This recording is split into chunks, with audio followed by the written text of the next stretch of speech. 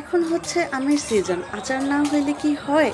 গাছের মধ্যে কত আম হয়েছে দেখো মাশাআল্লাহ। এখানে কিন্তু এই গাছটার মধ্যে অনেক আম আসছে। এই যে তোমাদেরকে একটু সামনের থেকে দেখাই। আজকে তোমাদেরকে শুধু আম দেখাই আর লোভ দেখায় যাব, কিন্তু রেসিপি তো আজকে তোমাদেরকে দিব না। জাস্ট হচ্ছে আজকে দেখে যাবা। আর যার যার আচারের রেসিপি প্রয়োজন তারা হচ্ছে লাইক কমেন্ট শেয়ার করে যাবা। দেখো কতগুলা কাঁচা আম, কাঁচা আমের স্মেলই হচ্ছে অন্যরকম, অনেক বেশি ভালো লাগে আমার। তো যাই হোক, এই যে দেখো আমগুলো কিন্তু এখানে পিস পিস করে কেটে নেওয়া আছে। আমগুলো কিন্তু খোসা সহ খুব ভালোভাবে ধুয়ে পরিষ্কার করে নিতে হবে। এই আমগুলো দিয়ে যেই আচারের রেসিপিটা তৈরি করব সেটা কিন্তু অলরেডি আমার চ্যানেলে আপলোড করা আছে। তোমরা চাইলে হচ্ছে ডেসক্রিপশন বক্সে গিয়ে দেখে নিতে পারো যারা ইউটিউব থেকে দেখছো। আর যারা ফেসবুক থেকে দেখছো তারা অবশ্যই ফেসবুক পেজে ঢুকে অথবা ইউটিউব চ্যানেলে ঢুকে তানজিলাস ডায়াঘর কুকিং অ্যান্ড ব্লগ চ্যানেল থেকে দেখে নিতে পারো। আমি হচ্ছে আচারের লিঙ্কটা ডিসক্রিপশন বক্সে দিয়ে দেওয়ার চেষ্টা করব তোমাদের জন্য। আর সেই সঙ্গে ছোট্ট একটা রিকোয়েস্ট থাকবে আমার ভিউয়ার্সদের কাছে, যারা যারা আমার ভিডিও দেখছো, যদি ভালো লাগে, উপকারে আসে, তাহলে অবশ্যই চ্যানেলটা সাবস্ক্রাইব করে দিবে এবং ফেসবুক পেজ থেকে হলে একটা করে ফলো করে দিবে।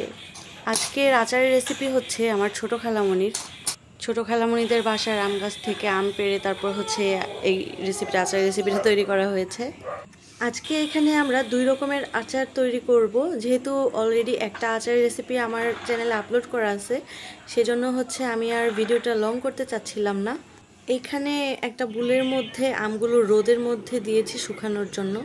আর এখানে কিন্তু অলরেডি একটা টক আচারের রেসিপি আমরা বানায় নিতেছি।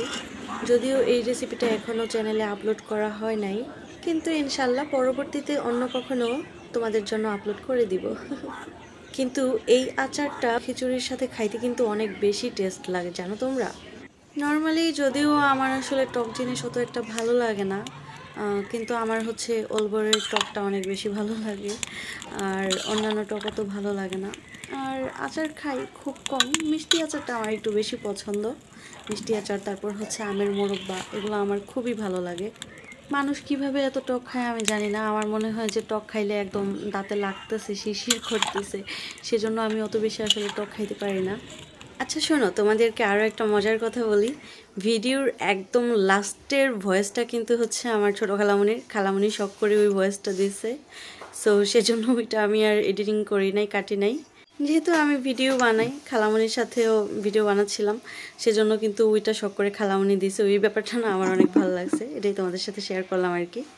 তো যাই হোক, লাস্টের ভয়েসটা শুনে কেউ অন্যরকমভাবে নেবে না, সেজন্যই আমার এটা বলা। আর এগুলো কিন্তু লবণ দিয়েছি, চিনি না, হ্যাঁ, কেউ আবার চিনি ভেবে ভুল করো না যেন। আবারও সবার কাছে রিকোয়েস্ট থাকবে, প্লিজ সাপোর্ট মি। আমার আচার কমপ্লিট, পাঁচফোড়ন দিয়া সব কিছু দিয়া এখন বক্সে বলবো।